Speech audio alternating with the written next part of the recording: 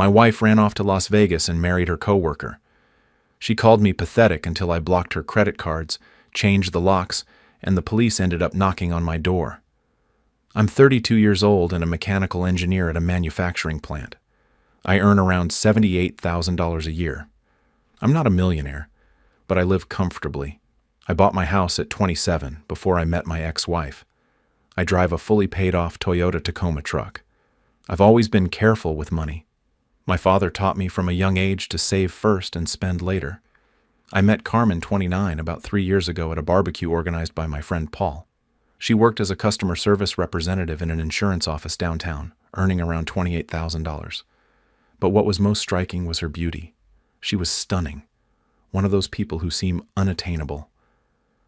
She had dark hair and always looked impeccable, made up as if for a photo shoot. From the first moment, she completely captivated me. Looking back now, I should have noticed the signs from day one.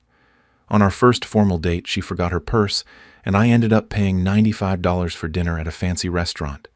She ordered the most expensive cut on the menu, plus an appetizer and dessert.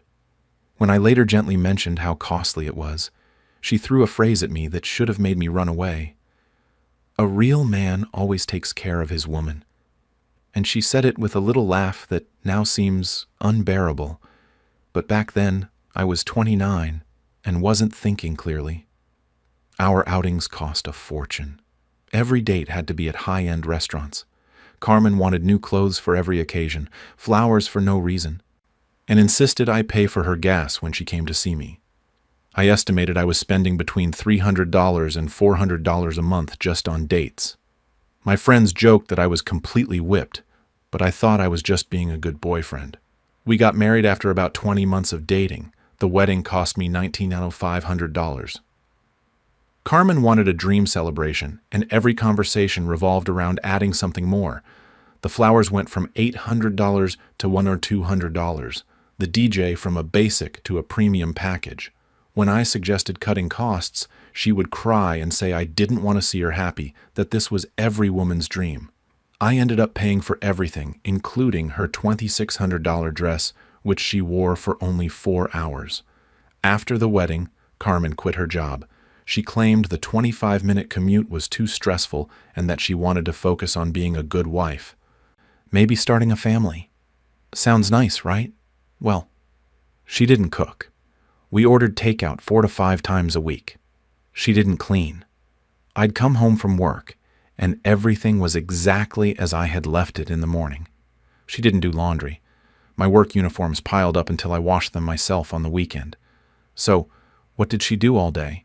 Online shopping, $60 nail appointments every 2 weeks, expensive cafe lunches with equally demanding friends, and Netflix. Our monthly expenses went from $2,800 when I lived alone to nearly $4,200 after we married. I maintained everything while working over 50 hours a week. About 10 months ago, Carmen got a job at a marketing company called Advance Group, earning $35,000. Her boss was Alexander, 36, who drove a leased Mercedes and considered himself a business guru. Carmen started talking about him a lot. Alexander says the market is changing. Alexander thinks I have a lot of potential. Alexander organized a networking event. I thought she just admired him professionally. How naive I was. In recent months, she stayed late at work and attended team events almost every week. She bought new clothes, started going to the gym with devotion when she used to hate it, and got a new haircut. When I praised her for the changes, she told me she was investing in herself, growing as a person. I thought my wife was becoming more confident and independent. In reality, she was preparing to upgrade her partner. On Tuesday, March 19th, Carmen was supposedly attending a leadership retreat in Atlantic City. She had been talking about the event for weeks. She bought a new wardrobe, got highlights, and even a spray tan. I even helped her pack her bags the Sunday before. She packed as if she were going on a honeymoon. Elegant dresses, new lingerie, her best jewelry. When I commented that it seemed like a lot for a work conference, she winked and said, "You never know who you might meet." I should have known right then. Early Tuesday morning around 2:45 a.m. I got a message. It was from Carmen. I thought she was sending me a photo of the hotel or some elegant restaurant. But no. It was a picture of Carmen and Alexander smiling in front of a cheap Atlantic City chapel called the Chapel of Love. They were holding marriage certificates and looked like they had won the lottery. She was wearing a white dress I had given her for her birthday. He was wearing a wrinkled shirt, as if he had just woken up wearing it. The message read, "I married Alexander. I've been sleeping with him for 6 months. You are a pathetic loser. Your boring personality made it too easy. Enjoy your eternal loneliness." I stared at that photo for half an hour, unable to process what I was seeing. 6 months. Everything clicked. The late nights at the office, the team events, her need to guard her phone as if it held state secrets, the daily makeup even to go to the grocery store, the new lingerie I naively thought was for me. I felt like I'd been punched in the stomach and had my chest burned at the same time. 3 years of my life, almost $25,000 on the wedding, thousands more to support her while she wasn't working. And she had been cheating on me for half a year while I worked overtime to finance her lifestyle. After standing motionless in front of the phone, I replied with a single word. Understood. And I got to work, because this is where Carmen dug her own grave. She was always a disaster with finances and never paid attention to money management. Every time a bill appeared, Carmen handed it to me saying, "You take care of these boring things." She always avoided any financial matter, claiming she found it tedious. That's why everything, the house, the bank accounts, the cars, even her credit cards, was in my name. She was only an authorized user on my accounts. That attitude was the biggest mistake of her unfaithful life. By 3:30 a.m., I had completely dismantled her financial situation. I canceled her 4 credit cards one by one. I changed the passwords for every account she had access to. I removed her as a user from all my services. I also transferred the $7,200 we had in our joint account to my personal savings account. Then I called Peterson Locksmith, which operates 24 hours. While I waited, I took screenshots of all transactions, balances, and legal documents that could back me up. The locksmith, a rough, older man named Roy, arrived at 4:20 a.m. in a beat-up truck. As soon as I told him why, he nodded and said with a resigned tone, "The third unfaithful wife I've dealt with this month, son. They never think ahead, do they?" He charged me $100, and by 5:45 a.m., he had installed new locks on all doors. I also changed the garage code and deactivated her remote control just in case. While Roy did his job, I meticulously reviewed the financial records. I found something worse than I imagined. Carmen had been using our grocery money to buy gifts for Alexander. There were receipts for expensive perfumes, elegant shirts, and even a $400 watch, all charged to our household expense card. She had been financing her affair with my money for months. I lay down again at 6 a.m. and slept better than I had in a long time. As painful as the truth was, there was something strangely liberating about uncovering it. Around 8:45 a.m., I was woken up by loud pounding on the front door, as if someone wanted to knock it down. Looking through the peephole, I saw 2 visibly annoyed police officers. "Sir, we received several reports of a domestic dispute. Your wife says you have locked her out of her home and stolen her money and belongings," one of them said. I opened the door and, without losing my composure, showed them a photo on my mobile. It was Carmen's wedding to another man. The image was dated 2:47 a.m. that same morning. "Officers, she is no longer my wife. She married another man a few hours ago." The senior officer raised his eyebrows so high they almost disappeared under his cap. The younger one couldn't hide a slight smile. "She also claims financial abuse, theft, and domestic violence," the senior officer added. I had everything prepared. I showed them the deed to the house, which I bought in 2019, long before I met her. I showed them bank statements confirming she was only an authorized user and bank extracts confirming everything was in my name.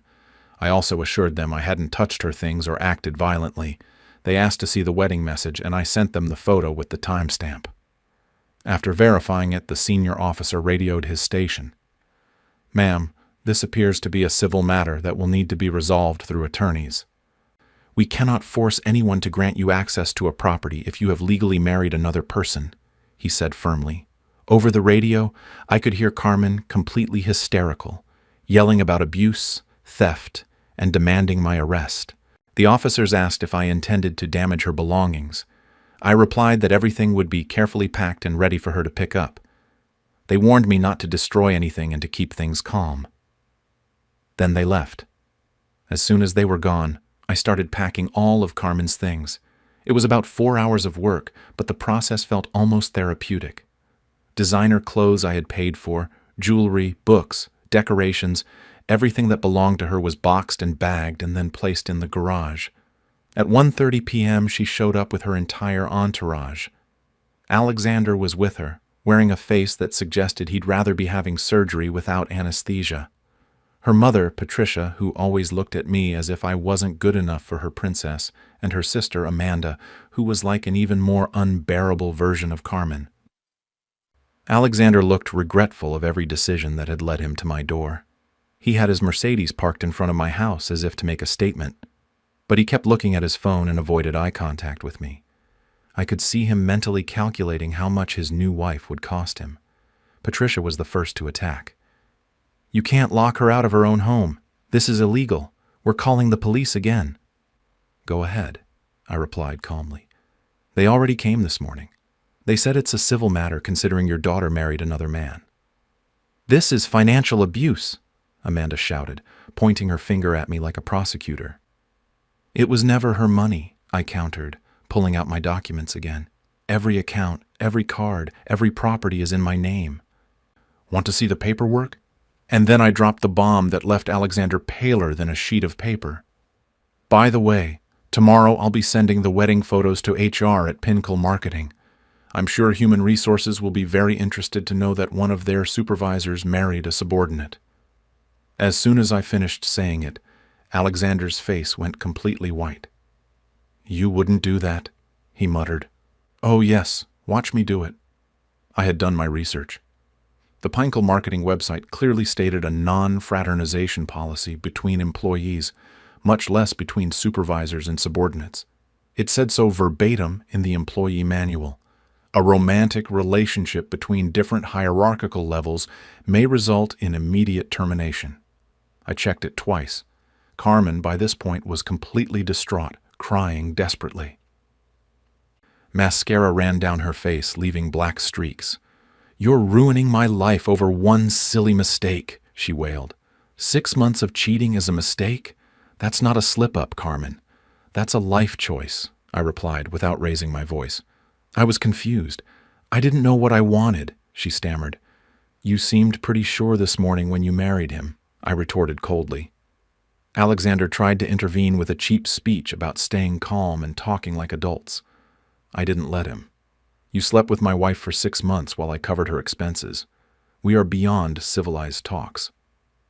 That very morning, I had already packed all of Carmen's belongings. It took several hours, but I left nothing. Clothes, personal products, books, ornaments, everything she accumulated in those 3 years. I put it into boxes, trash bags, and containers. I gave them a clear deadline. "You have 2 hours to get all of this off my property. After that time, I'll leave it on the curb for garbage collection."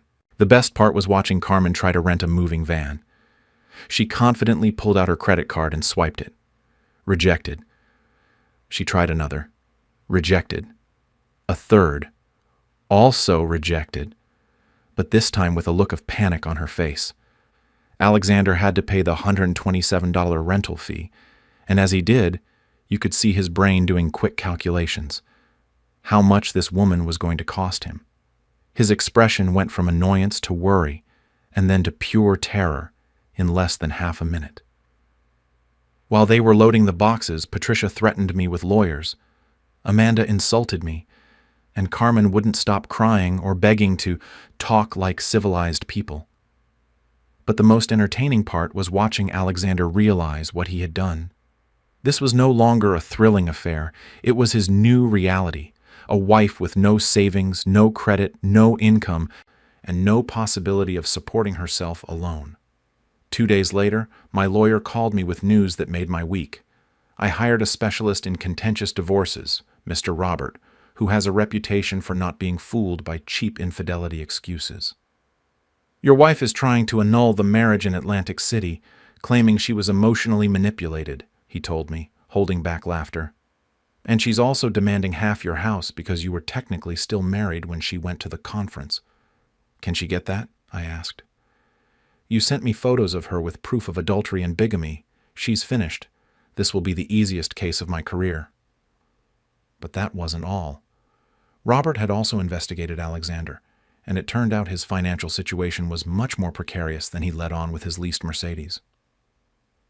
He lived paycheck to paycheck, had about $18,000 in credit card debt, and his ex-girlfriend left him because he couldn't even split a restaurant bill.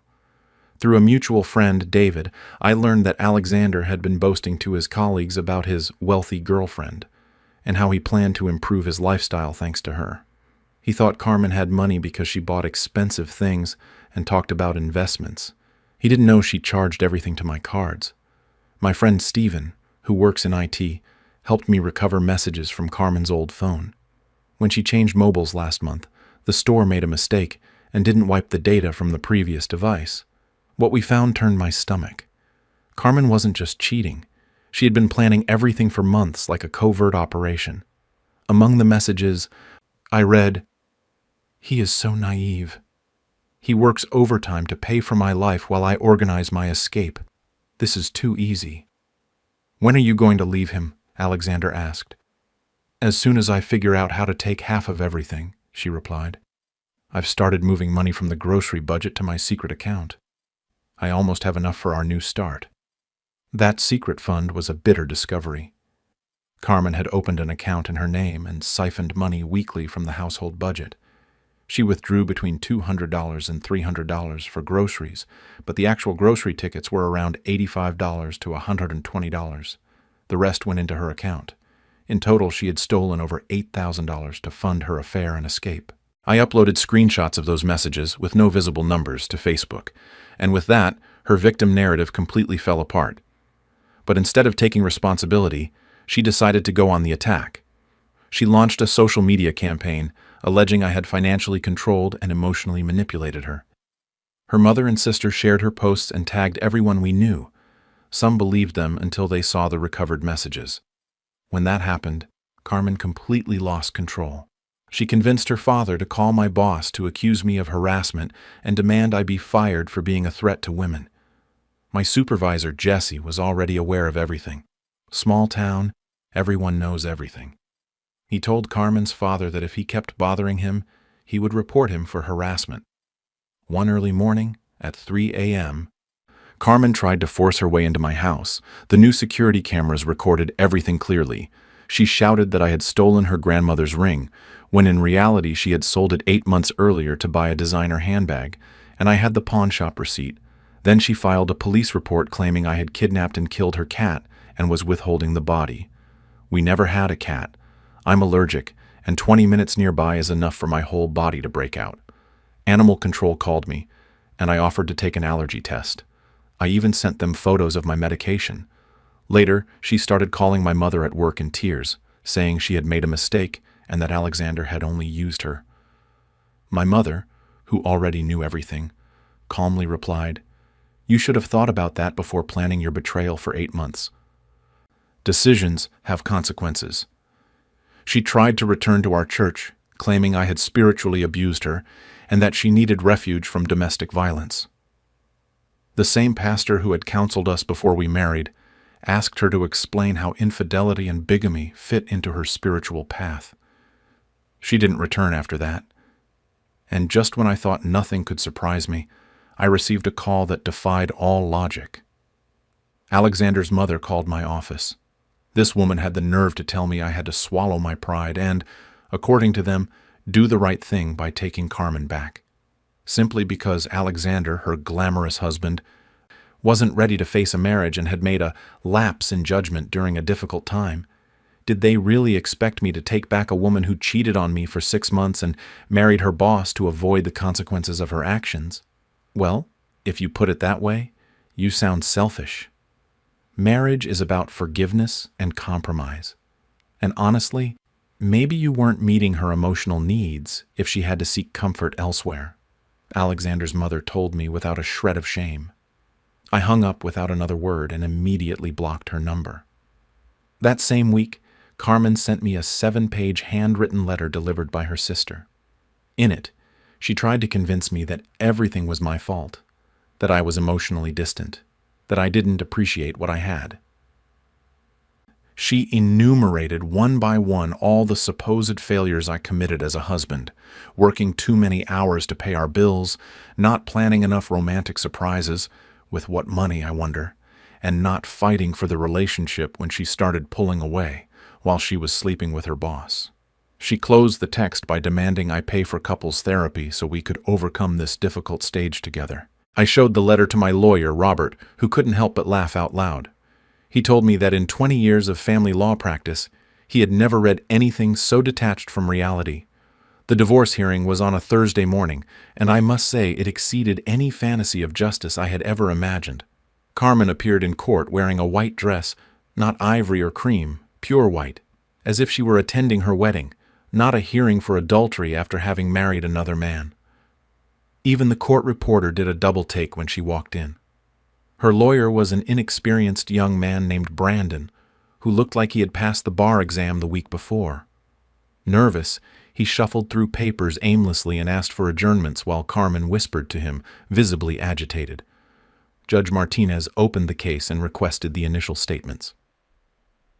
Brandon stood up with a speech that sounded like it was pulled from an absurd play. Your Honor, my client suffered a severe emotional breakdown and was coerced into marrying in Atlantic City by her supervisor, Mr. Alexander Garcia. She was vulnerable, manipulated by someone with power over her employment. The judge raised an eyebrow. Are you claiming your client was forced to maintain an extramarital relationship for 6 months? Not exactly, Your Honor, but that relationship deteriorated her emotional stability, leading to poor decisions. Robert stood up with a huge grin. Your Honor, I have text messages, bank transactions, and social media posts spanning 8 months that demonstrate how the defendant meticulously planned this infidelity while diverting household funds to finance her escape. He handed over a thick folder with all the evidence. The judge reviewed the contents for 10 minutes in a solemn silence. His face went from professional neutrality to obvious disgust, finally settling on disbelief. Ms. Garcia, or do you prefer your maiden name? You wrote to Mr. Garcia, and I quote, I can't wait to see the look on his stupid face when I take every last cent from him. Carmen turned bright red. She stammered, that was taken out of context. And what context justifies planning your husband's financial ruin? And did you systematically withdraw money from household accounts under the guise of making household purchases, while in reality funding a secret account and using shared funds to buy gifts for your lover without your husband's knowledge? Carmen burst into tears, unable to answer. Judge Martinez took a deep breath and said, I have seen many despicable acts in this courtroom, but this level of premeditated manipulation is shocking. The divorce was officially granted. Carmen was left with only her personal belongings, her car, a 2020 Honda Civic with $9,000 still pending, and nothing else. But the final twist was the best. Because I had paid for her marketing certification program, $2,200, and financially supported her professional development, the judge ordered her to pay me alimony for 6 months at a rate of $350 per month. The look of rage and bewilderment on her face when she heard the ruling was simply unforgettable. Outside the courthouse, Patricia started yelling that I was ruining her little girl's life. Amanda tried to throw her coffee at me but missed and hit a passerby, who yelled at her for assault. Alexander didn't even show up. According to the shouting match between Patricia and his mother, he had called in sick to work and was doubting everything. In the parking lot, Carmen had a nervous breakdown. She was screaming, sobbing, and hyperventilating. This wasn't supposed to happen. You ruined everything. Her sister tried to comfort her. It's okay. You can stay at my place while you sort things out. Live in your crummy apartment? It smells like cat litter and failure. Even Amanda looked hurt by that comment. 6 months later, karma did its thing. Alexander was fired from Pinnacle Marketing a week after I sent HR the photos of his wedding. My complaint triggered an internal investigation that uncovered multiple inappropriate relationships with other employees. Carmen wasn't the first, just the most naive. He lost the leased Mercedes and now, I heard, drives a 2008 Honda Accord and lives with his parents. He works a low-paying sales job. Carmen was also officially fired for creating a toxic work environment, but in reality, no one wanted to work with the woman who caused a popular supervisor's exit. Her secret account was depleted in 6 weeks trying to maintain her lifestyle. She had to move back into Patricia's house, sleeping in her old bedroom, which was decorated with unicorn wallpaper, at the age of 29. Patricia was furious because she planned to convert that space into a craft studio and now had to endure her adult daughter's daily emotional collapses. Carmen couldn't find a job. In a small town, everyone knows everyone, and no one wants to hire someone with a reputation for sleeping with bosses and causing workplace drama. But here comes the best part. 3 weeks ago, I received a call. Unknown number. I almost didn't answer, but something prompted me to. Hello, on the other side. Uncontrollable crying. Please don't hang up, Carmen's voice sobbed. I know I don't deserve to talk to you, but I'm desperate. I made the biggest mistake of my life. Alexander used me and I was so stupid I didn't see it. I ruined the best thing that ever happened to me for a fool who never loved me. I remained silent. I never stopped loving you. Even though I know how that sounds after everything I did. I was lost, confused, but my feelings for you were real. Hold on. All right, I finally said. We can try. Therapy, starting over. I'll sign whatever you want. I'll pay back every cent.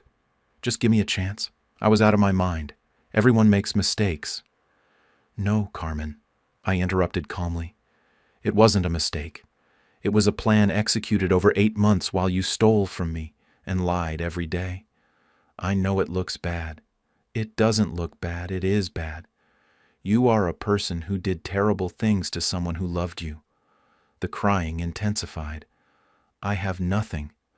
My parents hate me. I can't find work. I don't have a penny. My car will be repossessed next week. No one wants to talk to me. That's called facing the consequences. What am I supposed to do now? Figure it out. You're an adult. You can't expect me to rescue you. You can't just leave me like this. I'm falling apart. You abandoned this marriage when you started sleeping with Alexander. Everything that came after is your business. I was about to hang up when she tried what she surely considered her last card. I'm pregnant. There was a long silence. Congratulations. It's Alexander's. I don't know, it could be yours. No, it can't be.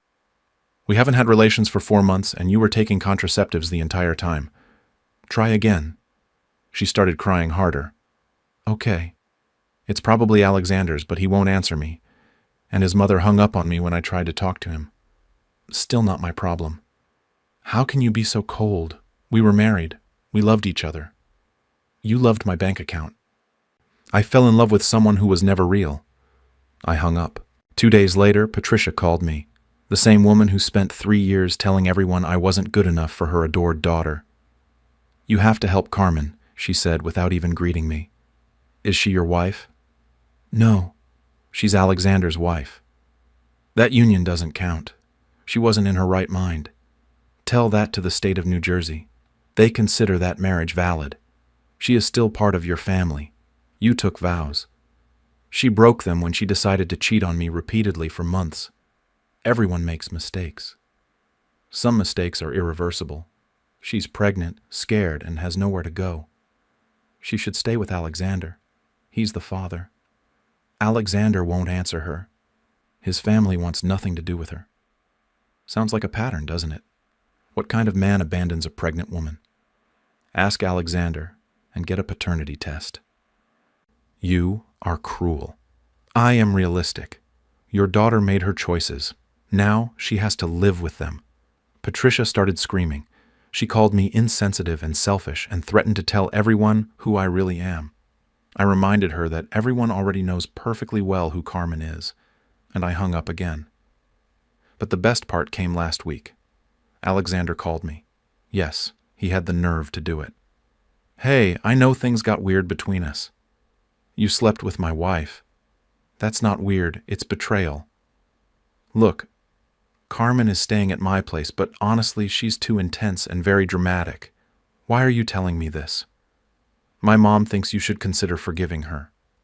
Your mom should mind her own business. She's threatening me with lawsuits for child support, emotional damages, a bunch of absurd things.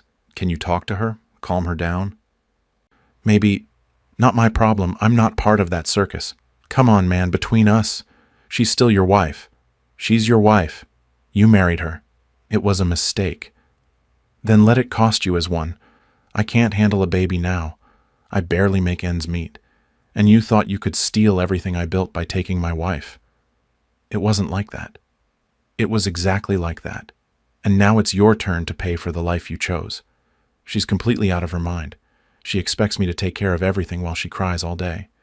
That story sounds familiar. I can't do this. I'm not cut out for this responsibility. You should have thought about that before getting involved with a married woman. I hung up on him too. Yesterday, I received a Facebook message from Amanda, her sister. My sister is having a mental crisis because of you. She isn't eating. She isn't sleeping. She cries all the time and is talking about hurting herself. She made a mistake, and you are completely destroying her life. I replied, she made 184 mistakes, one for every day she cheated on me. And if she threatens to hurt herself, call a professional. I am not responsible for the consequences of her actions. Then I blocked her too. Today, as I write this, I am sitting in my fully paid-off house. I earn well, I enjoy my job, and I'm dating an incredible woman named Sarah. She finds this whole story as absurd as it is revealing.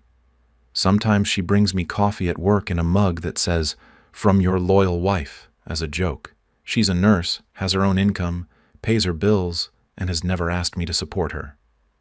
We split expenses, and she even argues with me if I try to cover too much because she believes in independence and equality. Imagine that.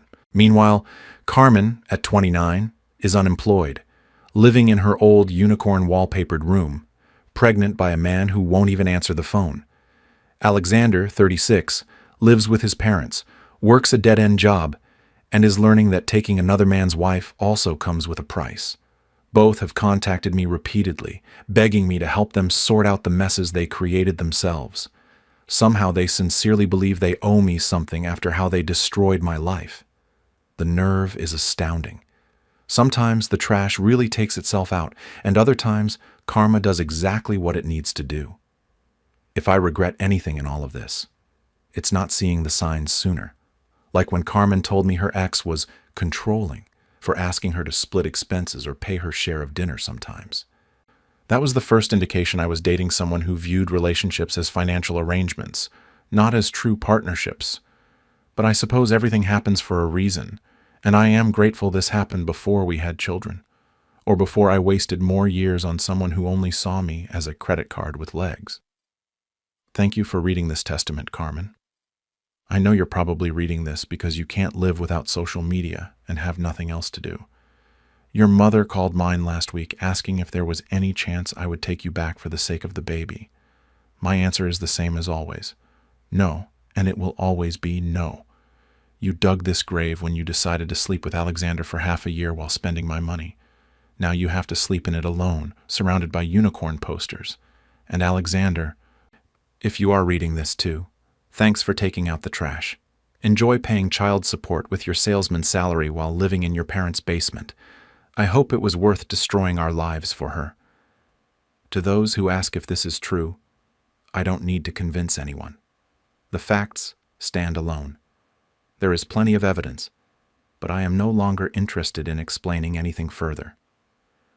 And as for forgiveness, I am not one to tell others what to do with their pain.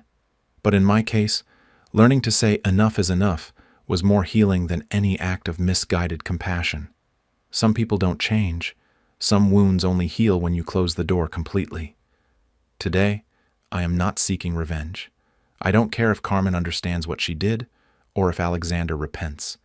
What I truly value is that I finally feel at peace. No one is shouting at me. No one is lying to me. No one is manipulating me. I wake up every morning in a quiet home next to someone who respects and supports me unconditionally. And if I learned anything from all of this, it's that it's never too late to walk out of a storm. Sometimes the bravest act one can take is not to stay and fight, but to turn around and start anew, wiser, stronger, and much more free. The past no longer defines me. What comes next is entirely mine.